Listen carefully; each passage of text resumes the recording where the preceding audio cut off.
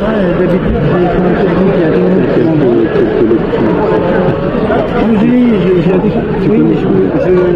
je vais renvoyer l'association Légitimis, ils ont fait une soirée là-bas. Dans leur nouvelle Dites, pardon. Vous avez été agressé auparavant durant une manifestation équivalente. Oui. Est-ce que ça s'est amélioré vos relations avec certains mouvements royalistes? Ah, je n'ai aucune relation avec les responsables, mais je rencontre souvent des militants de l'Action française CRAF et tout se passe toujours très très bien.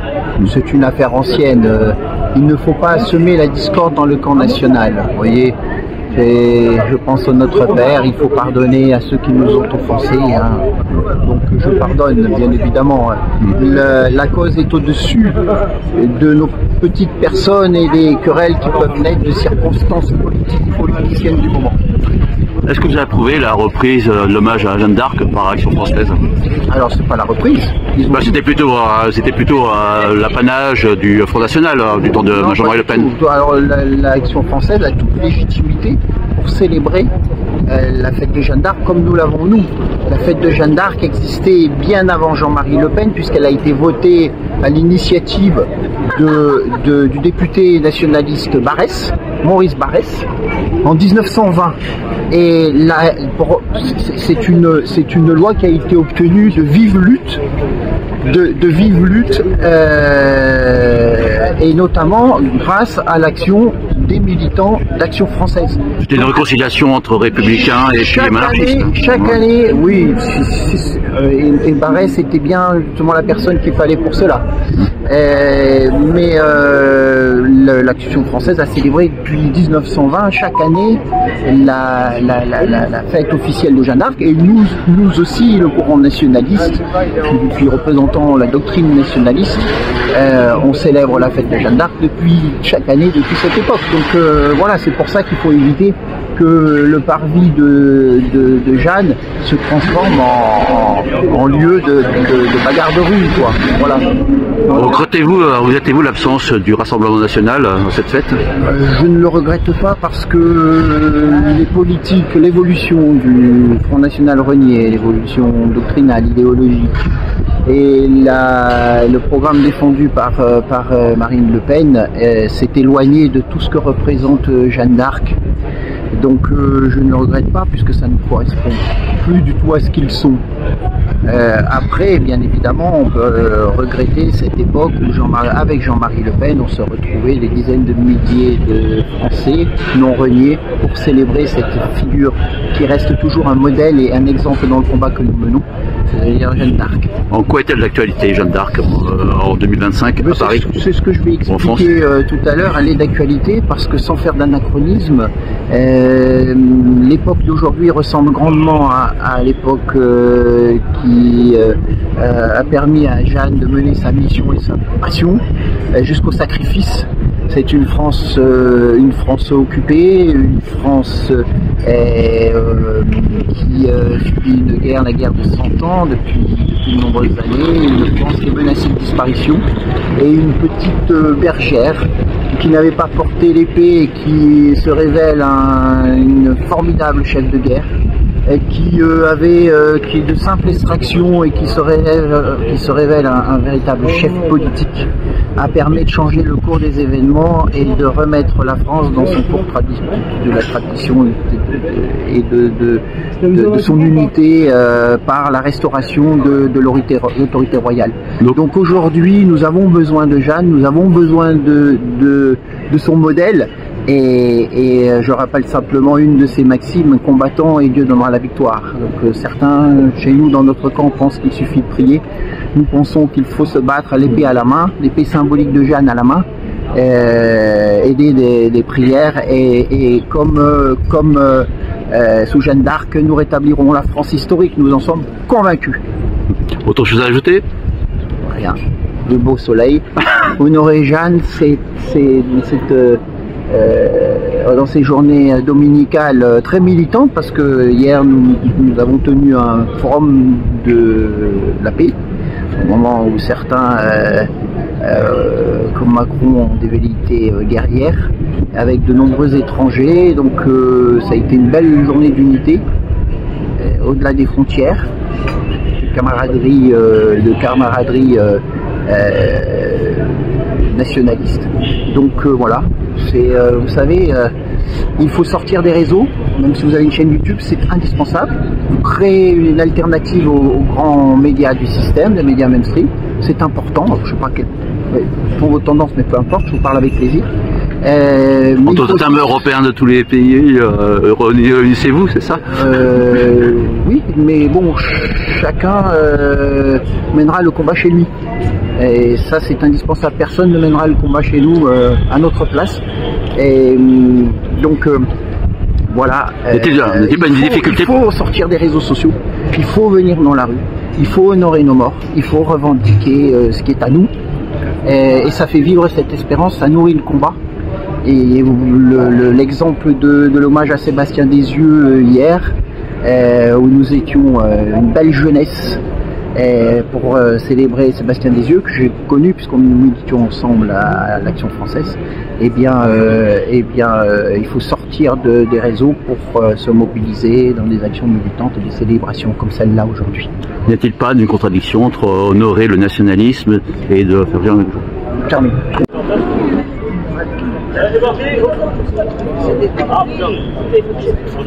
Oui, merci.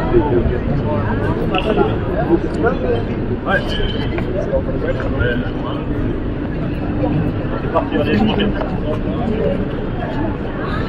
mettez en place de l'eau. En place de l'eau. Votez sur deux colonnes et le drapeau de après.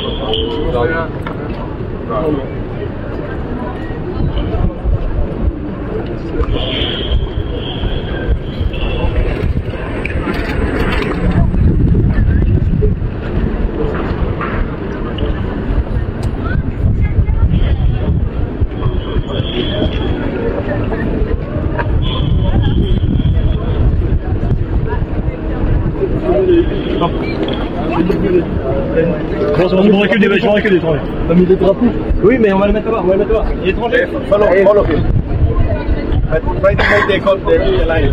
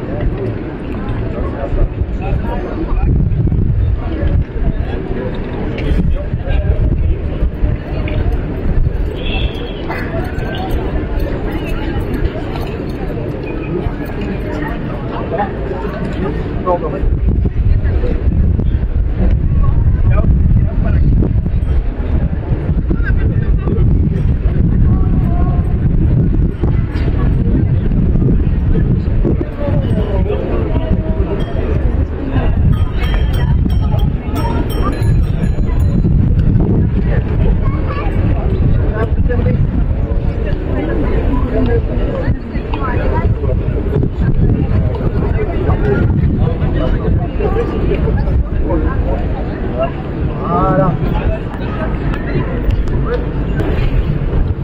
Amis camarades, cette année encore, les nationalistes sont présents pour honorer ce deuxième dimanche de mai, la Sainte de la Patrie.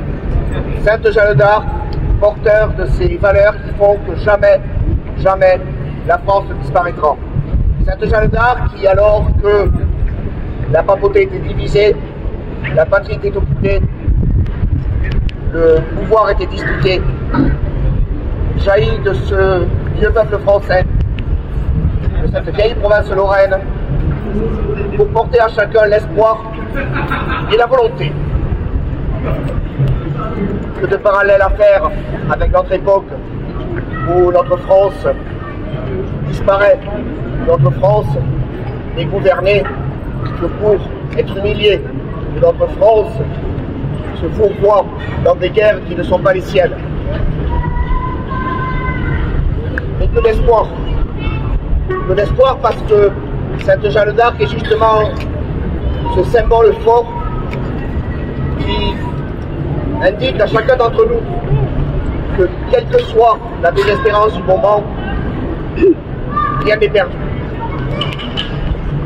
Sainte Jeanne d'Arc, patronne secondaire de la France, est fêtée par l'État français, à l'époque la République, depuis 1920. Et c'est à l'initiative du député Maurice Barrès, centre du nationalisme français, que, à égalité avec le 14 juillet, le gouvernement a décidé d'honorer la sainte de la patrie. Comme chaque année depuis plusieurs décennies, nous nationalistes, infatigables, venons au pied de cette statue, sans demander la permission à personne, calmement, honorer notre parole, notre espoir et cette magnifique figure de la France éternelle, catholique, une forte. Cette année, nos camarades d'Europe entière sont venus nous accompagner, montrant que par-delà les frontières, par-delà les accidents de l'histoire, par-delà les passés tumultueux, de l'ouest à l'est, du nord au sud, j'allais dire de Brest à Vladivostok, les îles de la Méditerranée, au-delà du cercle polaire, le vieux continent se lève et vient nous accompagner pour honorer la sainte de notre patrie. Les temps sont durs, les risques sont immenses. Le rôle des nationalistes est encore une fois de savoir dire où nous devons aller, que faut-il faire et pourquoi la paix sera toujours préférable. Hier, nous avons accueilli dans le cadre de notre forum pour la paix des délégations de toute l'Europe pour Brésil. Nous sommes allés ensuite honorer, aux côtés de nos camarades militants des groupes locaux, ces anciens des yeux tombés, victimes de la police de leur République, pour avoir porté la même voix que nous portons aujourd'hui contre l'impérialisme venu du Atlantique qui veut nous submerger. Que de symboles. Aujourd'hui, la couronne, l'offrande florale que nous faisons à la sainte de la patrie sera déposée par deux camarades venus d'Europe. Une camarade venue d'Italie et un camarade venu d'Allemagne. Pour montrer que, par-delà les divisions de l'histoire, nous partageons ensemble cet espoir et ce futur. Nous sommes l'avenir. Nous sommes non les derniers d'hier, mais les premiers de demain. Nous devons le savoir, nous devons le clamer, nous devons y être fidèles. Avant de céder la parole à mon ami Ivan Benedetti, qui dirige depuis des années le mouvement des nationalistes, après avoir dirigé l'œuvre française, je voudrais vous rappeler que presque un siècle d'histoire repose sur nos épaules en tant que nationalistes. Nous ne devons pas l'oublier, et c'est dans ce vieux cri de Qui vive France que nous allons continuer cet hommage. Amis, alors, nous avons aujourd'hui, comme délégation étrangère, nos vieux amis de la Phalange, représentés par leur jeunesse. Nous avons également des amis venus de Russie, nous avons des amis de l'Italie, des amis espagnols de l'Église internationale, des amis allemands de l'Allemagne, de la Malaisie, tout un symbole. Un mouvement qui porte le nom de la patrie, un mouvement qui porte le nom de ce que nous défendons, pour l'Allemagne bien sûr, et nous pour la France. D'autres étaient présents hier. C'est l'Europe entière qui se lève pour accompagner notre France, notre patrie, vers son avenir, tout en restant fidèle à ces merveilleux passés, à ces 2000 ans de civilisation qui font que nous sommes la lumière du monde. Merci, Maître Bonneau. Merci, Pierre-Marie. Oui, Et en effet, chaque année, nous nous retrouvons ici au pied de la statue de Jeanne d'Arc comme un rendez-vous obligatoire, un rendez-vous d'honneur et de fidélité. Comme chaque année, nous nous retrouvons aussi sur la tombe de Robert Brasillac au cimetière de Charonne, tous les 6 février, pour renouveler le serment de Charonne. Comme nous nous retrouvons encore tous les 23 juillet sur l'île Dieu, sur la tombe du maréchal Pétain, pour honorer le serment de l'île Dieu. Et ce serment, nous le respecterons, c'est celui de transférer les cendres du vieux maréchal à Beaumont, à Verdun, selon ses dernières volontés auprès de ses poilus qu'il a commandés. Alors pourquoi Jeanne d'Arc? Hier, nous avions la commémoration du 9 mai, en hommage à Sébastien Détieux qui est tombé dans un acte militant, dans une manifestation d'hégémonie d'empire en Europe et en France. Il est important d'honorer nos morts, d'autant plus que personnellement, j'ai connu Sébastien Détieux, nous félicions ensemble à l'œuvre française. Et s'il est important d'honorer ces morts, il est important encore d'honorer ceux qui sont des modèles, des guides de notre combat. Et quel bel exemple que Jeanne d'Arc. En effet, Jeanne d'Arc, l'époque de Jeanne d'Arc, celle d'aujourd'hui, en même temps qui porte l'anachronisme, sont très similaires. Il y avait constitué au royaume de France, comme disait Jeanne d'Arc. Le pays était divisé, c'est une guerre, la guerre de 100 ans. L'élite de l'aristocratie de la chevalerie française avait été décimée. Azincourt, un test traité de droit, avait juré que le pays allait trancher, avec des soutiens de Français, de princes, occuper une partie du territoire. Le pays, les villages, les chemins étaient livrés aux suivants du village. Même l'église était en crise. À ce moment-là, il y avait 2 vagues, et même 3 à un certain moment. Qu'est-ce que passe-t-on avec eux aujourd'hui où nous avons un funeste traité de Lisbonne qui a livré notre pays à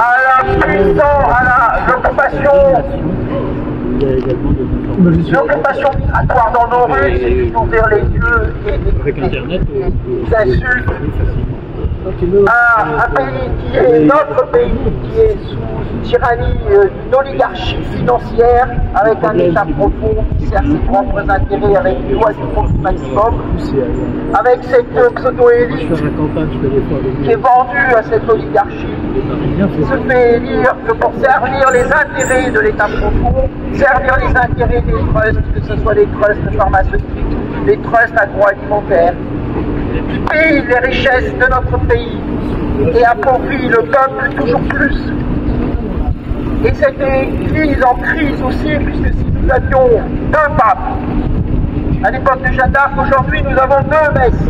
Nous avons un pape, nous avons eu récemment 2 papes, avec Benoît XVI qui s'était retiré, mais nous avons 2 messes et une crise profonde au sein de l'église. C'est pour cela que Jeanne reste un parfait modèle. Une jeune bergère qui se veut en chef de guerre, elle qui n'est jamais montée à cheval, qui sait qu'il faut délivrer Orléans pour ouvrir la route vers Reims et vers le Sacre. Cette jeune bergère qui se veut en chef politique, qui permet de restaurer l'autorité royale avec ce sacre, alors qu'un dauphin, Charles VI, doutait et que toute l'autorité royale s'était effondrée, permettant justement l'occupation étrangère. Quelle leçon avec volonté qui était celle de Jeanne d'Arc, avec une foi profonde qui était celle encore de Jeanne d'Arc, eh bien une minorité, une poignée d'hommes, puisque la passion de Jeanne qui dure quelques mois, c'est une fulgurance, elle commence avec Jeanne et quelques compagnons. C'est le plus beau modèle qu'une minorité révolutionnaire peut, s'il est animé de cette foi profonde, de cette volonté intangible, peut changer le cours des événements. Et c'est pour ça que Jeanne, pour cela que Jeanne est un modèle pour nous, d'autant plus que nous avons fait cette maxime, combattons, et les gendarmes combattons, les gendarmes doivent combattre et Dieu donnera la victoire, pardon. Les gendarmes combattront et Dieu donnera la victoire. Quel bel exemple nous avons à combattre. Et vous savez, quand Jeanne d'Arc fait quérir son épée, qu'elle sait être derrière l'autel de l'église de Sainte-Catherine de Firpoint, eh bien cette épée est celle de Charles Martel. Charles Martel qui font les dynasties des Carolingiens. Ces Carolingiens qui partaient à la guerre avec la chape de Saint-Martin. Cette chape de Saint-Martin, l'évêque à Croix-Celtique, cette chape bleue de Saint-Martin, qui, unie avec l'oriflamme de Saint-Denis, l'oriflamme rouge de Saint-Denis, que les rois capétiens allaient quérir quand il fallait partir à la guerre. Et l'étendard blanc de Jeanne d'Arc sont les trois couleurs sous lesquelles nous menons ce combat de reconquête. Bleu, blanc, rouge, la chape de Saint-Martin, l'étendard de Jeanne d'Arc, l'oriflamme de Saint-Denis. C'est sous ces couleurs-là que les nationalistes mènent le combat, que nous menons le combat. Et il faut qu'ils sachent, nous ne céderons jamais, ni face à la répression, ni face à l'occupation.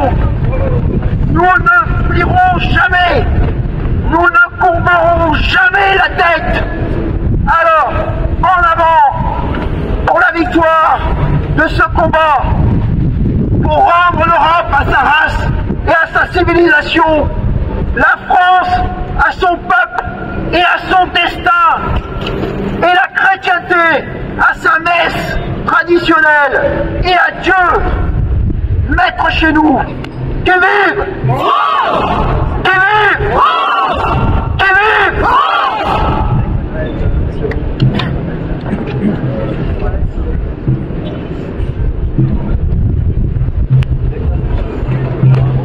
Vive le roi!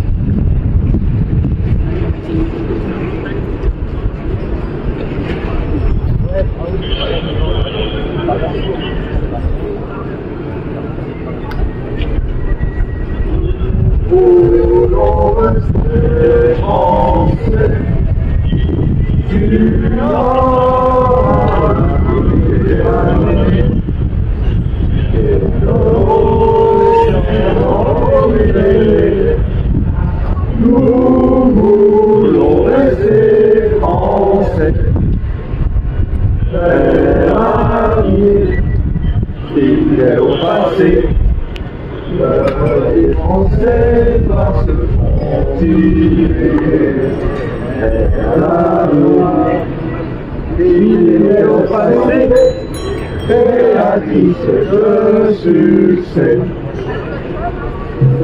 Soleil est notre emblème, l'azur, le pourpre saillant, avec croix et cercle d'argent.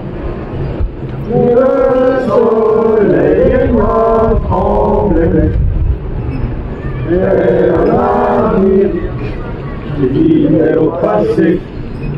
l'œuvre des Français doit se continuer vers l'avenir, fidèle au passé, créatrice de succès.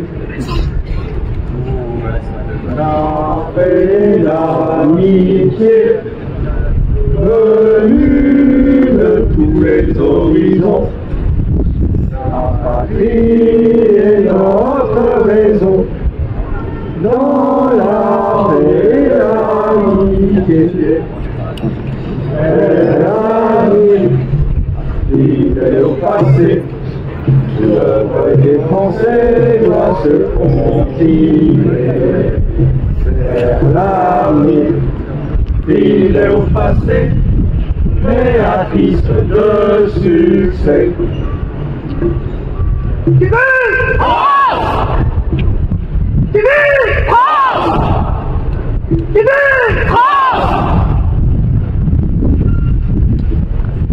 Merci à tous pour vous êtes déplacés pour cet hommage. Honneur à Jeanne. Et on continue.